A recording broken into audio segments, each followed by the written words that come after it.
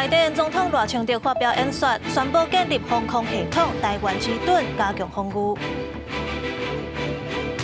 今年双十表演有真侪台语的元素，中华大川国小合唱团隆重唱5条台语歌。以色列和哈马斯达成停火协议，确定永远停战，72点钟内要交换战绩和加伤。观众朋友，大家好，欢迎收看10月7日，公司台记台中道新闻，我是陈真。新闻头起先来看早起双十大会，总统赖清德发表就职以来第2届的国庆文告。总统强调，今年是台湾民主化历史性的一档。虽然面对真侪挑战，不过台湾人犹原展现韧性。另外，针对台海局势，总统宣布打造防空系统台湾之盾，呼吁中国爱放弃用武力威胁台湾。总统赖清德就职第2档发表国庆文告，以真正的力量来党关键力做主题。总统表示，今年是台湾民主化历史性的一档。9月7日，台湾解除戒严的天数超过戒严的天数，特地来个别维权体制乌音。今年嘛是台湾发展的一档，面对世界不安的局势，各有美国关税影响，台湾人民无得惊。台湾人民没有被击倒，反而创造了国际称羡的经济表现。根据亚洲开发银行最新的报告，将台湾今年的经济成长率由3.3%大幅上调到5.1%，是亚洲4小龙第1名，也超越了中国。针对国家未来30档的国政环境蓝图，总统强调会扩大投资，推动 AI 新10大建设，打造台湾成做亚洲资产管理中心，创造100万就业机会经济战略布局。我们要推动 AI 新10大建设，除了让台湾成为全球前5大的算力中心，也要积极投入量子科技、矽光子与机器人等3大关键技术的研发，协助百工百业导入 AI 工具。总统讲，今年嘛是二战中正80周年，二战的结果显示，侵略必败，团结必胜，和平必须爱靠实力。总统表示，2035年之前，咱的国防预算会达到 GDP 5%，来展现守护国家的决心。总统表示，会打造台湾之盾，建立严密的防空系统，伊嘛向中国化为。加速打造台湾之盾，推动建构台湾分层防御、高度感知、有效拦截的严密防空系统。我们也期待中国能体现大国的责任，停止扭曲联合国大会第2758号决议以及2战历史文件，并且放弃以武力及胁迫方式改变台海现状，共同维护印太和平稳定。针对这届华人的灾情，有真侪民众主动去华人救灾，目的只是希望受灾民众当赶紧恢复正常的生活。总统表示，真感谢所有救灾人员。每一位产值超人产出的，不只是厚重的淤泥，帮助灾民重返家园，也是一道道希望的光。温暖每一个人的心，更证明了台湾人在面对危机时，拥有无比强大的韧性，有决心来守护自己的家园。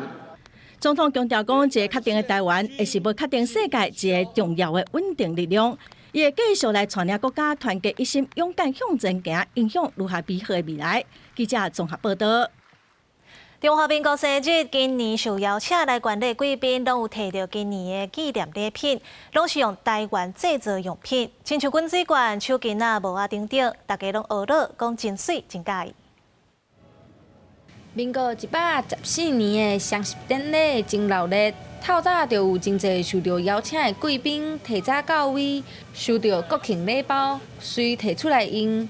亲像民众头壳顶戴的这顶帽仔，就是今年国庆礼包内面的其中一项。内底阁有国旗、滚水罐、手巾仔、喙罨等等，全拢是台湾设计、台湾制造，摕到的民众拢真介意。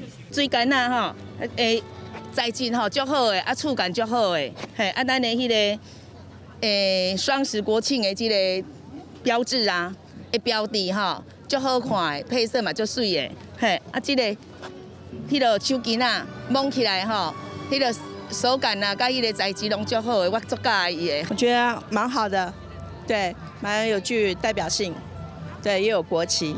有民众的清茶专工展现国旗的元素，因为10月初10，除了是咱国家的生日，也是伊的生日。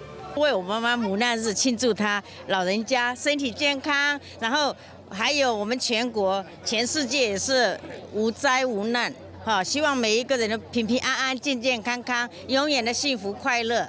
国庆节快乐！也有民众热情摕国旗画挺台湾，搁专工对国外转来参加。欢起大阪的同乡会一起回来庆祝国庆。一年一届的双十典礼，除了有精彩的表演，也有各界展现对国家的爱。展现总统赖清德伫国庆演说当中讲的：“台湾是全体台湾人的台湾。”记者陈新东、曾俊佑台北报道。来看这届双十大典的表演是有真侪大举哦。中华大川国小合唱团就唱《月夜愁》，黄昏的故乡甲山顶的乌狗兄等等，拢总有5底大举歌。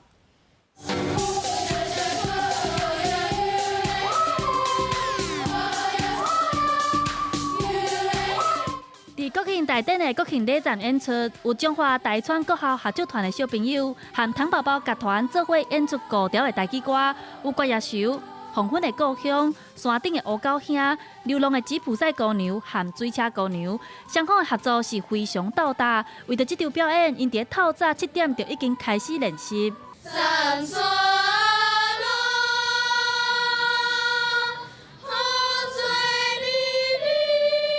大川国校的校长希望透过大举歌来摒武器的传承，尤其是伫重要的国庆大典演出，互因感觉真荣幸。合唱团成军25年啊，唱台语歌来合适咱的文化、咱的语言。这么大的场面，囡仔讲真正有淡薄仔紧张，所以不管是伫咧学校，抑是伫咧厝里，因拢会伫咧找时间练习。爸爸讲袂歹，但是爱搁较练一寡，若有时间我就会练足一遍。这届和大川国校做伙演奏的是糖宝宝乐团，学生唱歌因就奔土皮舞。团长讲，为着要准备这届表演，因开真长的时间来练习。对这个特殊的成长者来讲，是真无简单的代志。这6条歌学超要4、5个月啊，因要练这个歌练足久的安尼吼。啊，不过这个囡仔吼，他们蛮认真的。比较困难，我有克服自己。经过不断的彩排练习，大川国校的小朋友和糖宝宝乐团双方合作甲非常斗密。伫国庆的大会听到台语歌，也互真侪人感觉真亲切、真感动。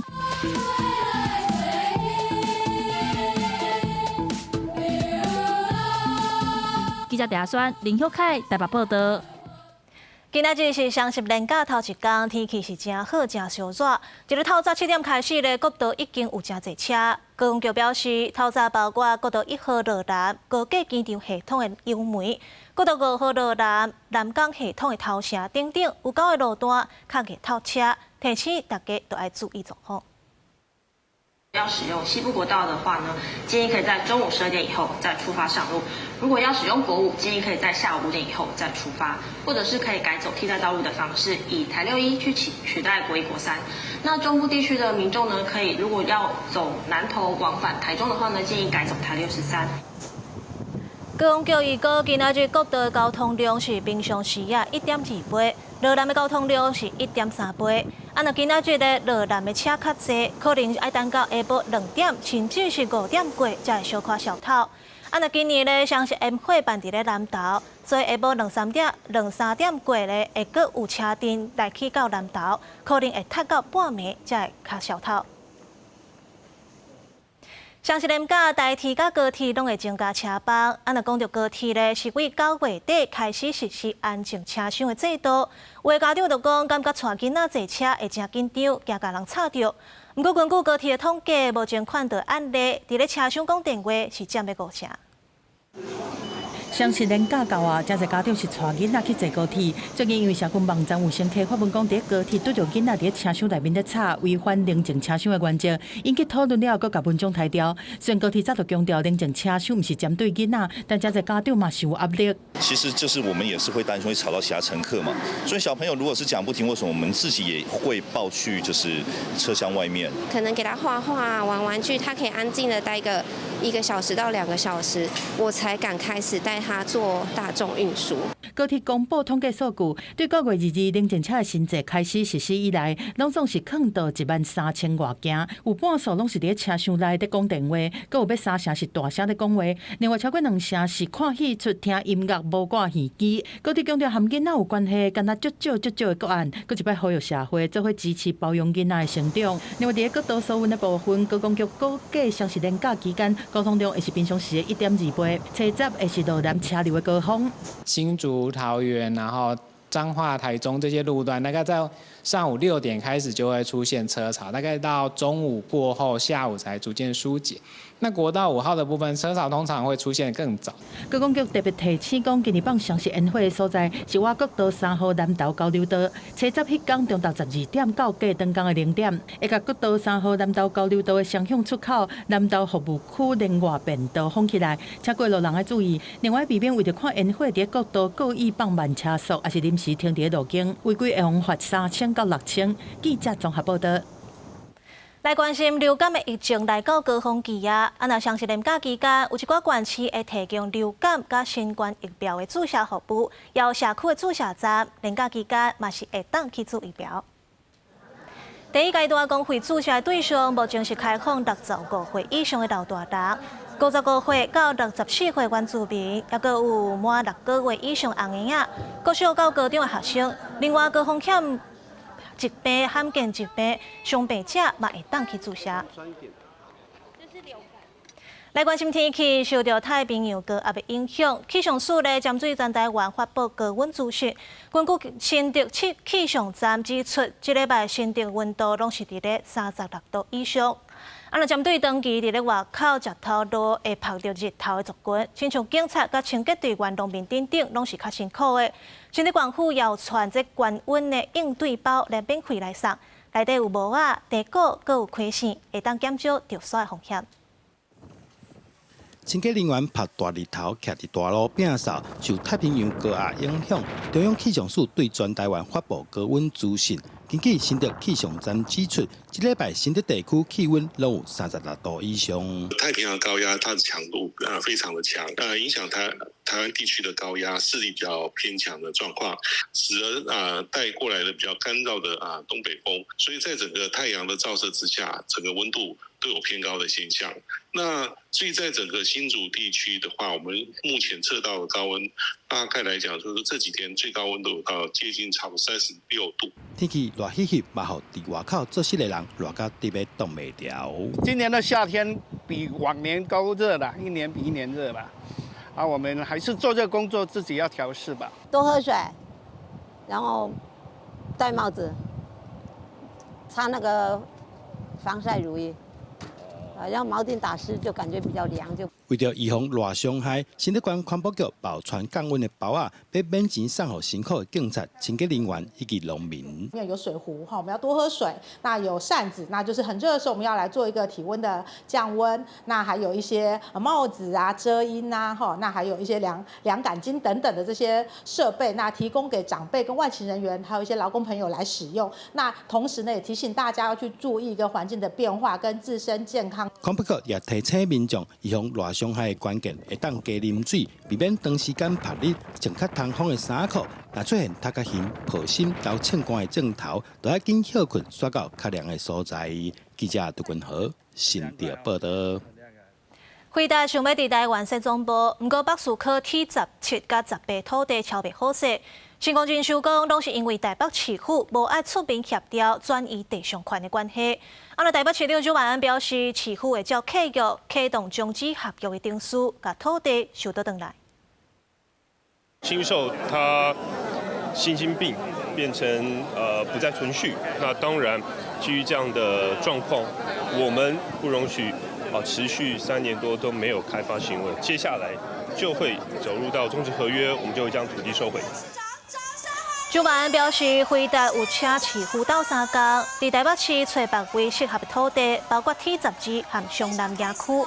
若准新公证书想要翻头继续抄，蒋万安表示，回答敢若接受新公证书和市府解约，市府才会透过专案甲地上权转予回答。回答政府北市考T17甲18土地超袂好势，到底回答台湾的总部会起伫倒位呢？目前是还未确定。若即马各县市嘛拢出来要争取。回答政府北市考T17、T18有问题，传出地主新收地合议解约金额提出140亿天价数字。台北市副市长李树川查到证实这代志，因为新申并了后，新秀市消费公司、台新秀市存续公司会改名做新公证收，甲时阵T17、T18地上权主体变更，爱所有权人台北市府同意。T17、18是很明确告诉他，我们不同意你在金控的这个合并。那现在他们已经金控合并，但新售的部分会在年底合并。如果合并完了以后，我们会就合约，一定会跟他解。台北市长蒋万安查到第一期会市情报告，政策跨党议员拢发声，爱市府努力留落回答总部，回答也喊请经济部甲台北市府协助提供首都其他可能的选址。外界关心，包含松南野区甲北市考T10土地是不是应加做法案？如果他很快回复，他对于这几块有兴趣，我想很快应该年底前就会有一个初步。回答台湾总部要伫什么所在，已经加做并加必经之地。各县市小姐出面发声，希望拥有这个机会，包含新北、基捷A9站、桃园、青埔特区A19基地、台中水南经贸园区台南、南科特定区、高雄亚洲新园区，拢希望争取到。我们特别选了一个交通非常方便的捷运机场线的 A9站的旁边，之外腹地都是国有跟私有地。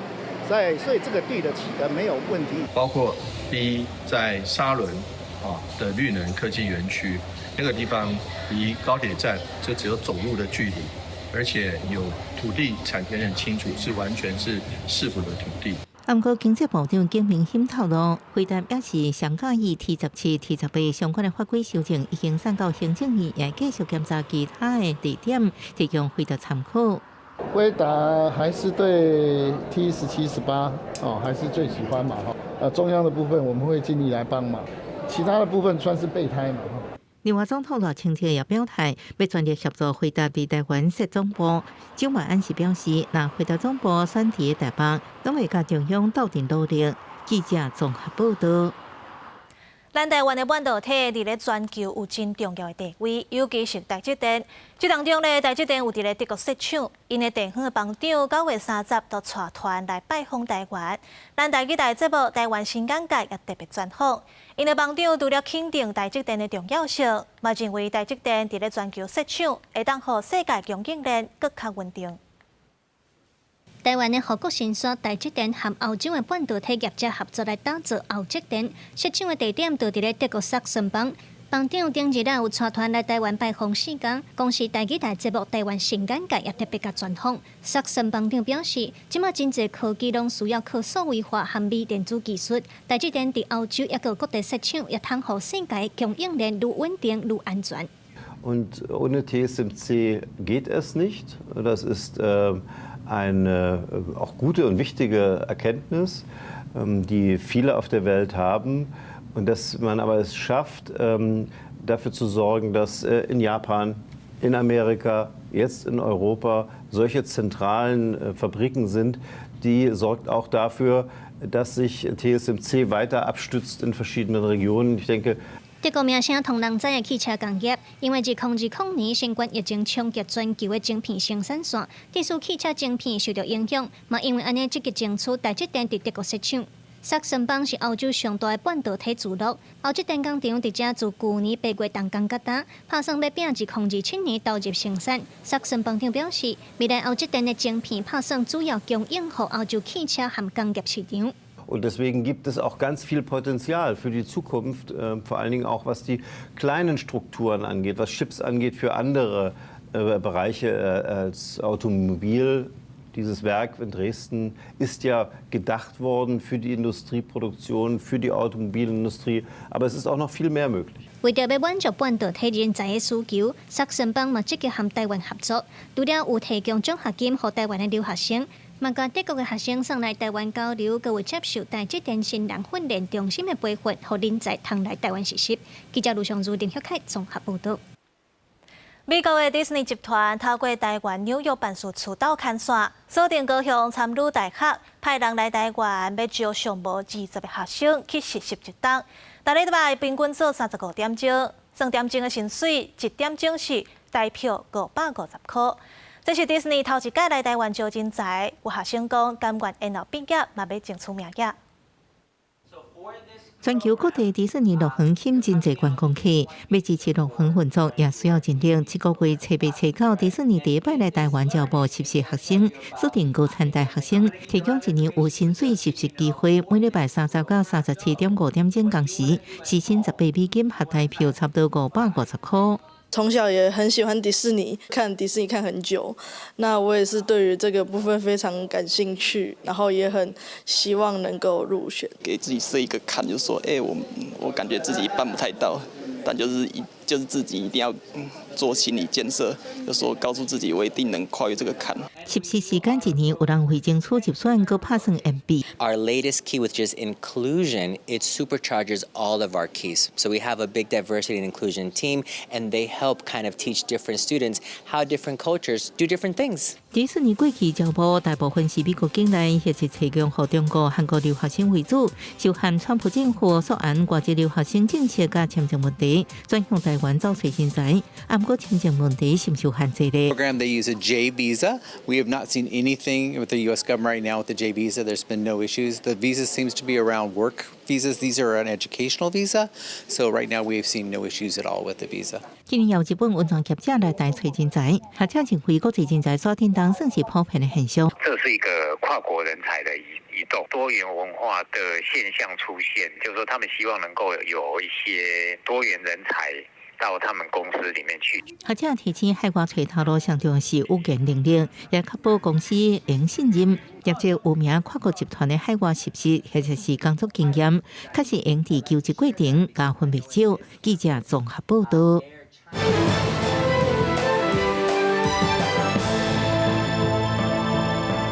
以色列和哈马斯相战2天啊！在美国总统川普推动之下，这阵总算签协议，宣布停战，交换战绩和加收。在白宫的办公室甲芬兰领导人的会面中，美国总统川普宣布，以色列甲哈马斯达成第一阶段停火协议，双方会在72点钟内完成第一批人质甲犯人的交换。以色列政府已经展开内阁投票，美国电视库什纳甲维克副校长确保协议落实。I think it's going to be great. I think it's the hostages will be coming back Monday or Tuesday. I'll probably be there. I hope to be there, and we're planning on leaving sometime Sunday. And I look forward to it. And everybody I see is celebrating in Israel, but they're celebrating in many other countries too. 停火消息传出了后，加沙和尼尤斯基路响起欢呼声。真侪有罗布处的居民表示，虽然战争结束，也毋过上军有原地的。有负责人指出，加州超过100位亲人死伫战火。这份协议虽然无法度消除伤痛，也毋过至少会当互囡仔重返校园。كثير مبسوطين بهيك راح على الأقل بنصير نأمن أولادنا يروحوا على المدارس بدون خوف، ينزلوا أولادنا على الشارع بدون خوف، نتأمن أنه نقعد بخيامنا بدون خوف. الحمد لله أنه وصلنا لمرحلة أنه خلصت الحرب برغم أنه جراحنا مش حتنتهي. 以色列政府发言人表示，停火协议会在内阁会议批准了后24点钟内生效。24点钟了后，封关伫加沙的人质会在72点钟内放放出来。哈马斯国站也公开确认，双方已经达成永久停火协议，内容包括提出以军、开放边境、稳准援助政治，佮释放2000多名巴勒斯坦犯人，其中包括儿童、妇女，佮终身监禁的犯人。تعاملنا بمسؤولية عالية أمام خطة الرئيس الأمريكي وقدمنا ردا يحقق مصلحة شعبنا وحقوق شعبنا وحقن دمائه ويتضمن رؤيتنا لوقف الحرب 以下冲突已经造成超过67000名巴勒斯坦人死亡，以色列也付出真大的代价。停火协议签署了后，安怎重建社区消毒收分，永远是未来上大的挑战。公司新闻陈伟霆经建工编译。川普这尔拍拼牵成以哈停战，都是想要得到诺贝尔和平奖。到底这和平奖会颁予啥物人？敢会顺这川普意？国际拢真关心。那民间的看法也无共款。以色列北部有一位农民，伫咧因兜的田内面立出正大的字 Nobel for Trump， 呼吁甲和平奖颁予美国总统川普。伊讲，因为川普的斡旋，以色列甲哈马斯才法度签停火协议，并且释放人质。和平奖将会伫咧奥斯陆公布，大家拢正注意是谁人摕到。伫挪威奥斯陆的路的，大家看法无共款。有人认为川普虽然促成加沙停火，不过也无够格摕和平奖。也有人讲，中东和平并不是川普一个人的功劳，其他领袖也正关键。I think Donald Trump is more deserving of a Nobel Peace Prize if he's within the requirements, of course. I don't think Donald Trump deserves the prize based on that one incident. It's been other incidents as well that I am disagreeing in when it comes to keeping peace and order. 其他诺贝尔奖是伫咧瑞典斯德哥尔摩颁奖，不过和平奖会伫咧挪威奥斯陆颁发。和平奖评选流程是每年1月底进行，全世界几落千位教授、国会议员加前电视提名，名单交予上述各本加外部的专家小组审议，慢慢缩小范围。到热天，候选名单只敢剩少数人10家公布结果。今年总共有338项提名，不过完整的名单会放存50年未公布。Alfred Nobel formulated very clearly what he wanted the Nobel Peace Prize to be about.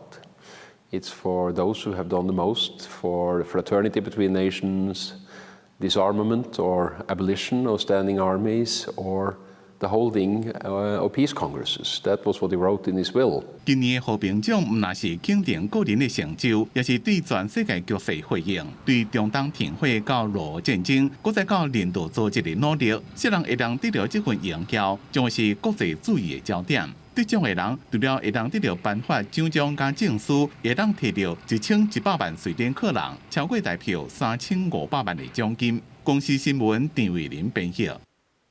这诺贝尔和平奖就要公布啊！那伫咧社群平台经营李老师，唔是林老师，这个口罩的李颖是候选人之一。中国内部真侪歹代想要封锁的政治内部，这个消息拢会第一时间出现伫咧李颖的口罩顶悬。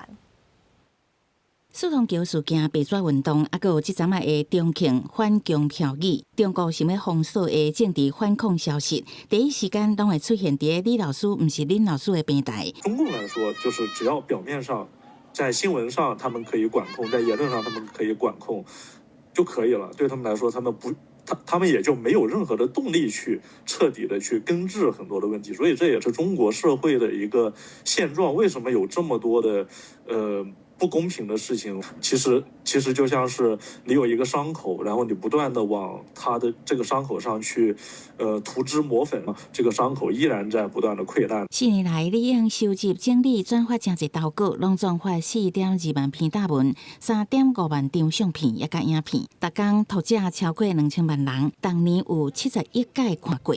突破烽火墙的影像，公布中国的真正面貌。对有部分台湾网情过头宣传中国真好，李颖出声警告。中国强大吗？中国这个进步吗？确实，但是它的代价是什么？它的代价是人民，是996，是学生们的这个从早上6点到夜里11点一直在无休止的上学，不断的有学生自杀，有一半的高中生他们有心理疾病，然后进入工作的人，他们这个每天也是高强度的加班，35岁就要被裁员，就是在这样的一种代价之下。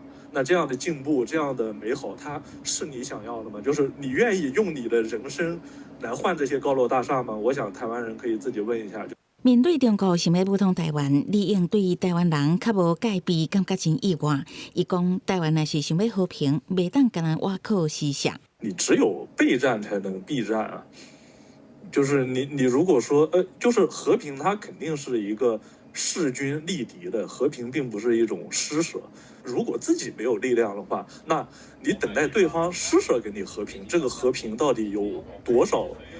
这个和平到底能维持多久？或者说这个和平到底有多少的成分？我觉得大家应该自己可以考虑一下。李应伫百度必考，互人叫网络汉奸，长期互中国海外镇压甲威胁。即卖伊得到提名诺贝尔和平奖，希望趁机会传达勇气，叫醒更较侪中国人爱想着人民才是国家的主人。记者采访报道。中国青岛宣布索安稀土的出口管制，这是历来上界严格禁令，范围包括全球的高科技产品，这百面会冲击半导体甲 AI 科技的供应链。后面就批评中国安尼做会拍歹贸易关系。啊，若美国总统 Trump 讲会考虑停止进口中国产品。中国商务初九伫网站宣布重要信息，12月初一开始要进一步扩大管制稀土。管制范围毋但是干那中国出口的稀土，是要管制全世界任何有中国成分的稀土产品、技术甲相关设备。也就是讲，中国要求所有参揽中国稀土超过0.1%的外国产品，也是用到中国的稀土技术，拢要经过北京的同意。北京这个信息，就哪像向全球高科技供应链宣称，因为中国商务部特别讲，若是用伫生产14纳米以下的半导体、先进的记忆体晶片、半导体制造测试设备，也是有军事应用发展的人工智慧。这种的稀土出口，拢要个别审查。另外，边啊军事用途、乌名单甲境外的军事用途，中国拢袂同意。这时间点拄当是美国总统川普甲中国国家主席习近平可能要伫10月底南韩亚太经合会 APEC 场边会谈的时阵，川普接受记者访问，大声是讲，伊还未接到简报。刷来伊佫讲，中国已经停止买美国的大豆，无定美国嘛爱停买中国货。We import from China massive amounts, and maybe we'll have to stop doing that. 欧盟是不加忧心，欧盟执委会发言人讲，出口管制会对欧洲企业造成实际的影响，尤其是高科技甲军事供应链。欧洲议会嘛讲，中国的出口管制有威胁的性质，呼吁爱加强行动，减少对中国稀土的依赖。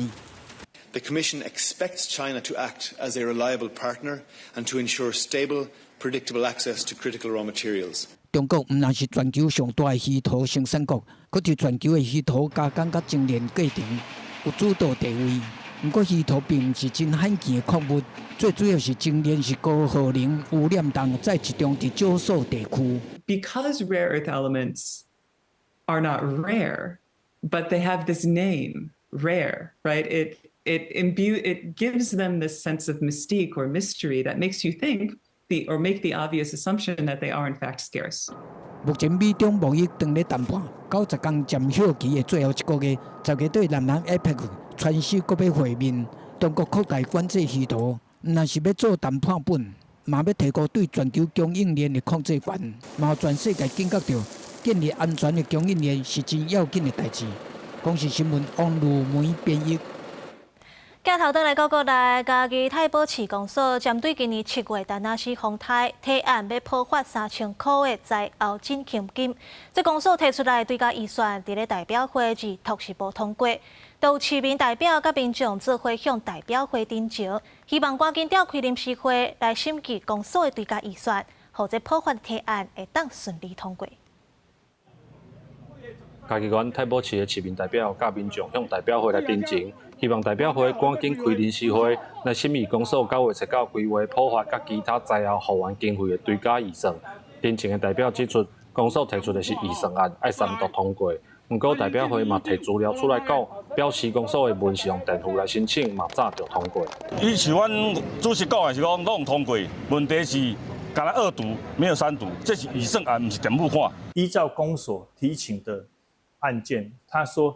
由社会课提请代表会垫付后支应，那我们11位代表也都同意支付了，所以我们希望公所能在最快的时间里面把这个钱到位发给民众。市公所表示，2月端有讲审议实施的计划通过了后，要用追加预算办理，但代表会无3读通过追加预算案，阁无愿意开临时会来审议，才影响到11月要发放的时间。代表会就表示，1/3的代表人数就会当调开临时会。法条都白纸黑字写得很清楚，我们送的是预算案，那你预算案你否决，你又要去请示，当然我们尊重，但是无意就是过程中，你就是拖慢了我们整个行政流程、发放流程。咱就拢同意填付这个3000啊，得要通过啊。11个代表拢有同意，即马搁咧烦啥物？都通过3000个早，8月12号拢通过啊。太保市是专家机关，上早讲要发灾后补助的乡镇，但是即马因为公所甲代表会对提案条文的科目有无共的解说、无共识的状况之下，嘛可能会影响到太保市11月暗算要来发的灾后补助金。记者林慧婷家己报道。丰泰丹那市算等台南到达超过3个月啊，目前是要搁咧清运含征收，所有这侥幸失地的业者头等事业废弃物，去互环保局当场掌着。这提供土地囤废弃物的地主嘛已经上班啊，上当可能关5年，罚1500万。但那是丰泰对台南造成的灾情已经超过3个月，不过各区的修复作业加清运工作还阁继续。为了要有效管理废弃物，台南市环保局伫后壁乌树林设大型废弃物占地区，不过最近发现有车对非法占地点载废弃物，对防灾清运车队里来倒，好加在稽查人员及时发现。假借灾区拆除建筑物的名义呢，将非法弃置的这个事业废弃物混杂进入我们这个暂存区，因此呢，我们也依照废清法来进行移送司法检调来进行侦办。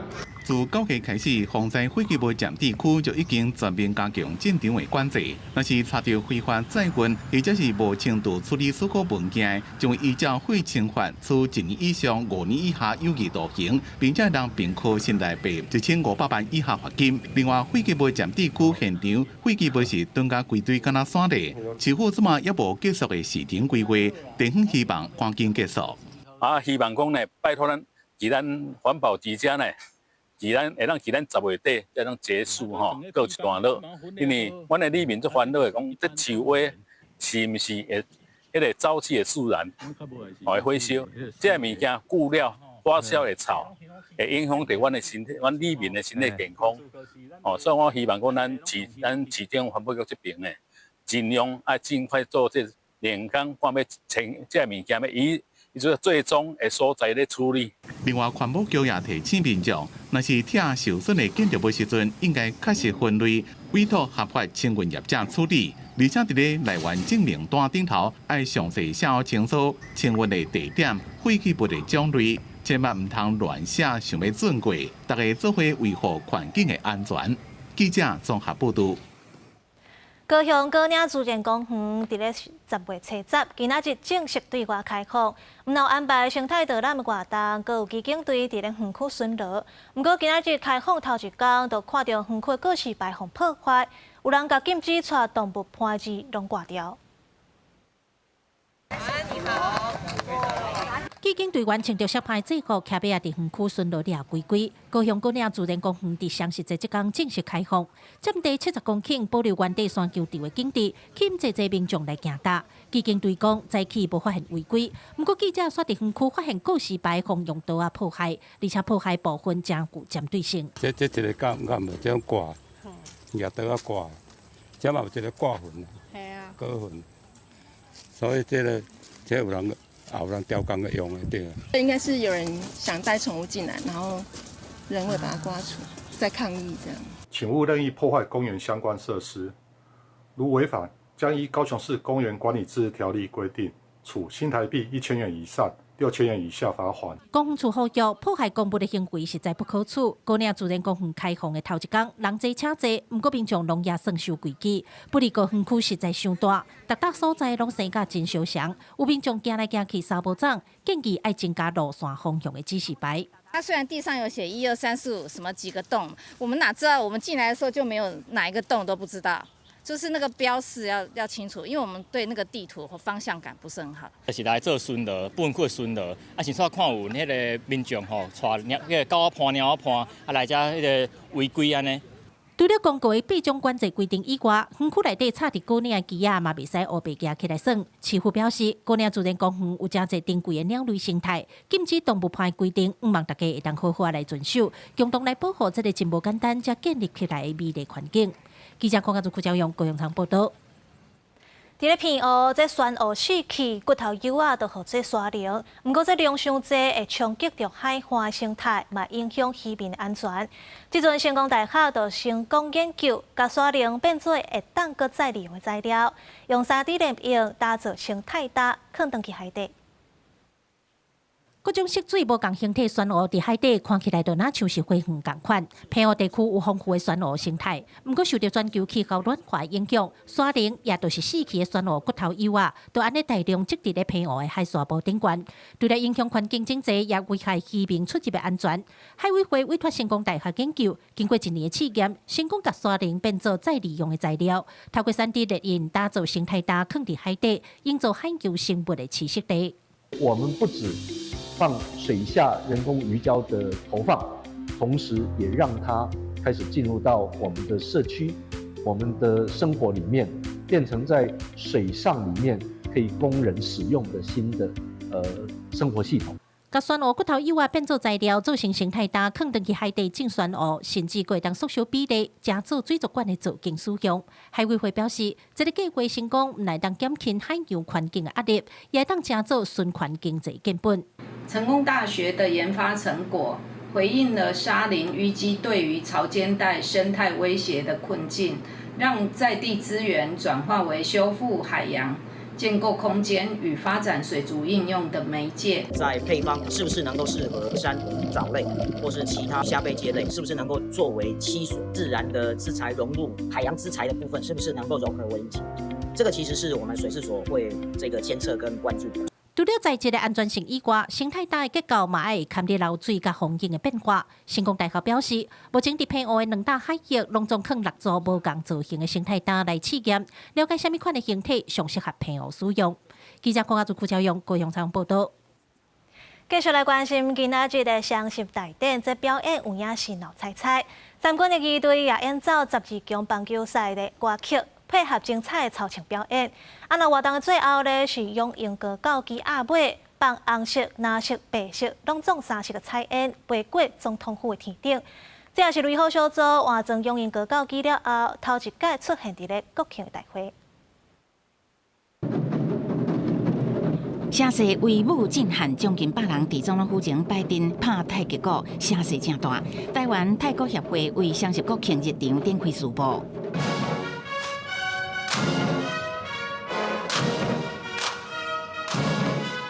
2024年世界12强湖演歌曲就一起响起，重回感动人的公映时阵，搭配国防部联合乐队甲3军旗队，人情技术甲队形变换，还有新民高中表演艺术科、屏东南面高中行政管乐团、总建高级表演艺术科等团体率来演出。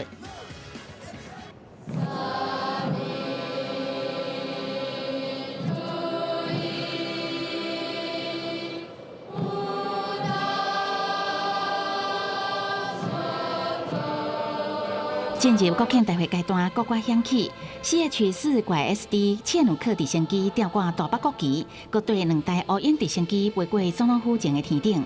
国歌领唱是由中华关大川国手的合唱团，也加入选113年优秀新住民代表加社会团体公益贡献金质奖的代表吴淑梅、陈凯迪、林彩妮共同演唱。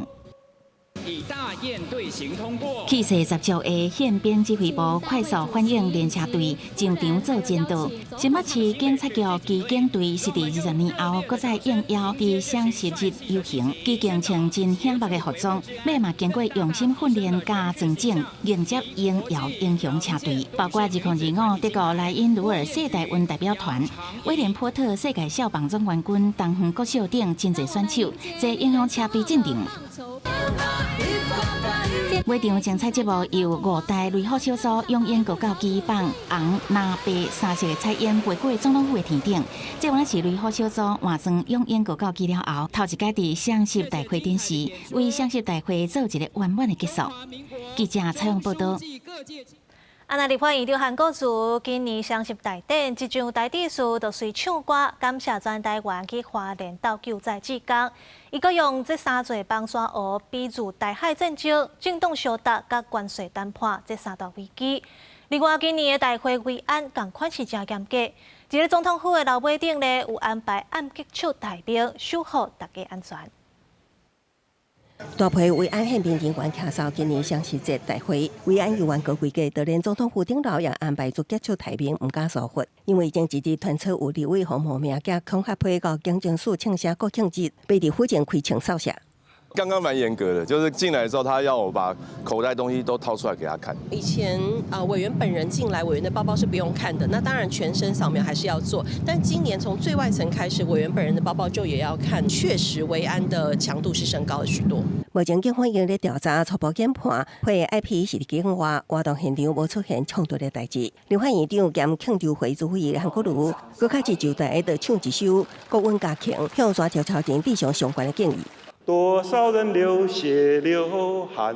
只是话一顿，韩国瑜强调，台湾需要修复的，唔那是花莲共和乡，更加以3座稳型的防山湖，比如台湾东征的规矩，分别是台海战争、东派恶斗、甲对美关系谈判。光电板占用的破坏了我们的山林良田，黑心商人非法开挖的美浓大峡谷。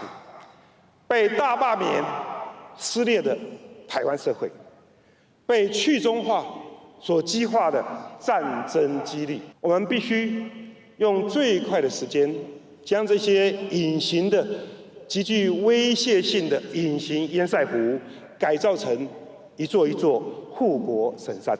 在野党方面，国民党伫党中央前升旗典礼，向执政党发声。民众党虽然有主席黄国昌传领党籍立委出席，不过也呼吁总统赖清德爱团结台湾。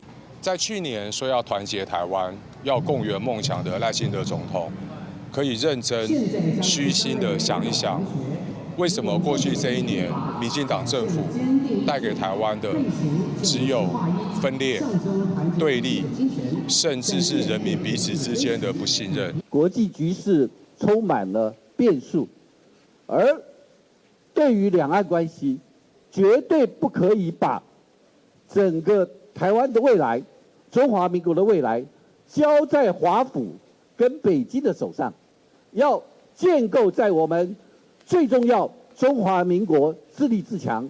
罗总统是任内第2个双十节，前总统马英九表示，因为无法度进党新两国轮，今年犹原是选择无出席，但这边甲蔡英文2个人是坐做伙互动热烈，佮加甲后壁的朱立伦参黄国昌难第4个人做伙。公司新闻采访报道。今年是有约4000位侨胞等来参加双十典礼，邀越南的新住民、江福乡的原住民来到现场。按照今年典礼外口，这统派甲独派团体同款来表达诉求，警方也动员警力维持秩序。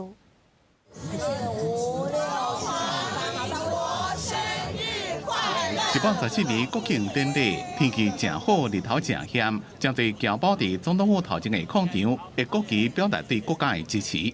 今年的国庆呢，相当热闹。根据侨委会的统计，有近4000名的侨胞回台参加这个国庆典礼，当中还有不少的侨胞是清晨5点起来做准备。中华民国生日快乐！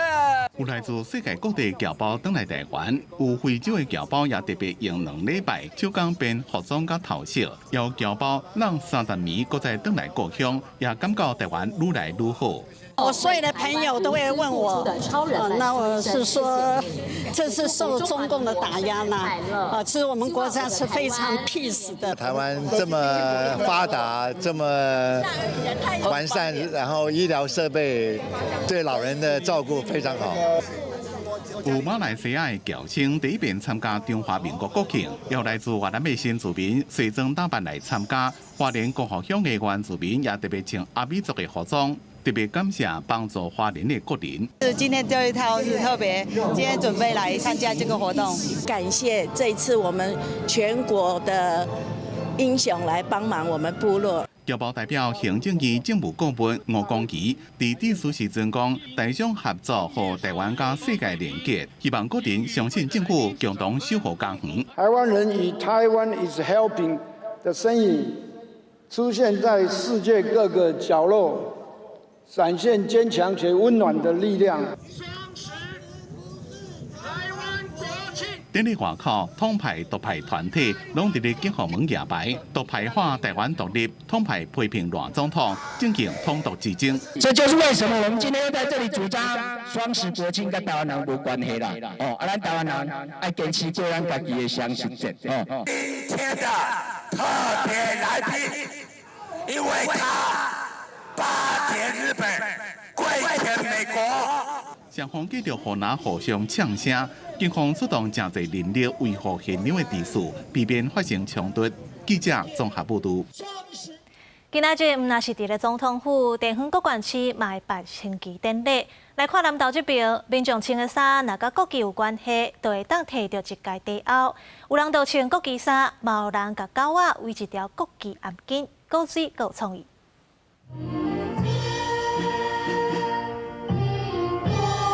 中兴高中管乐队演奏，并和国小合唱团带领大家唱国歌，迎北国中二队提国旗入场。这是南投县的国庆升旗典礼，透早就吸引未少民众来到中兴新村大运动场参加。有人提大柄的国旗，嘛有幼稚园的囡仔挂家己做的国旗手表啊，第一届来参加国庆升旗典礼。我有带国旗手表，想要参加升旗典礼，因为是中华民国的生日。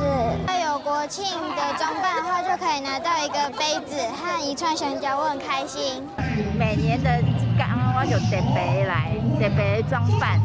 今年的国庆宴会头摆伫南投举办，官府特别做限量，面顶有印国庆宴会伫南投的地碑啊，发放予参加升旗典礼的民众。全国国庆的焰火，今天晚上8点到8点40分，我们会在工商会展中心释放43855发的焰火，欢迎所有的游客、乡亲到南投来观赏焰火。国庆宴会下暗8点就会伫南投县南投市马路溪边放40分钟的宴会，除了布画墙边，南投市公所也伫液晶大厦甲往来园区设山顶的观赏点，而且规划着市集、美食甲表演节活动。南投县府欢迎民众离时先到地甲博览会啉茶，暗时欣赏国庆宴会。记者邢平仪南投报道。较早想要伫咧双十节天生囡仔的爸母有较济，不过时代改变，囝生少。统计今仔日到早时，北部包括新港、大安、甲国泰、逐间病院拢无够10个囡仔出世。拄啊出世的红婴倒伫病院的红婴村国身区红记记，目睭刻刻，伊伫10月初10双十透早拄啊出世，正是正做国庆的红婴仔。我的预产期是10月11号。那我原本是一直想说，大家说可能不一定是足月就会生，可能前面38周、39周就会生，就没想到就是他就是自己挑了10月10号，以后他生日大家都放假的感觉。回想生产过程，会当讲也欢喜也疲劳，这是妈妈洪小姐的头一胎，10月顺利生产。到70早起，各地拢传来好消息，包括新光病院有2个，大安病院1个，还有国泰病院10甲新德分院，拢总有5个国庆红婴出世。不过小组化出事严重，第一线医师真有感觉。我刚来新光医院的时候，我们1个月都应该可以生100到200个左右。那目前今年的话，平均大概都是70到100个左右，所以大概也是少蛮多的。根据内政部的统计，今年9月出世的有8603人，折算年初出生率是4.49%，比去年同期减少3189人。今年前3季出世的人数是比去年同期减少16352人，整体来讲愈生愈少。之前就是从补助开始的话，的确是蛮多有就是新手爸妈的产生，就是怀孕率有上升蛮多的，但整体还是持续下降啦，有可能就是大家的观念改变。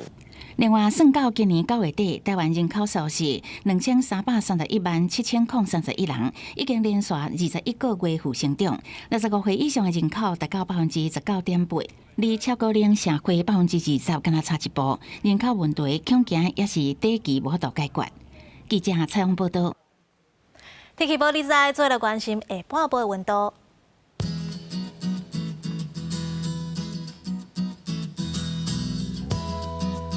北部地区25度到35度，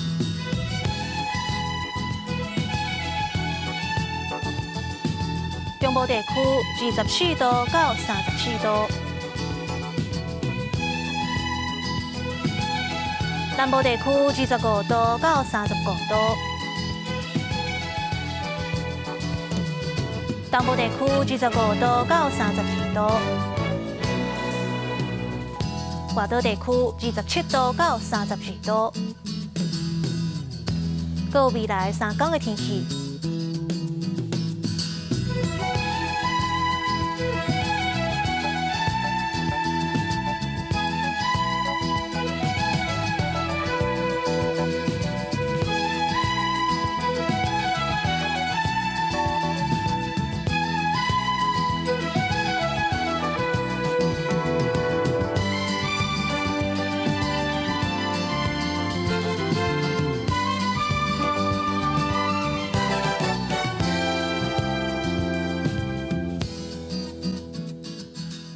感谢你收看今仔日的中岛新闻，我是陈怡真。下礼拜一同这个时间，咱再会。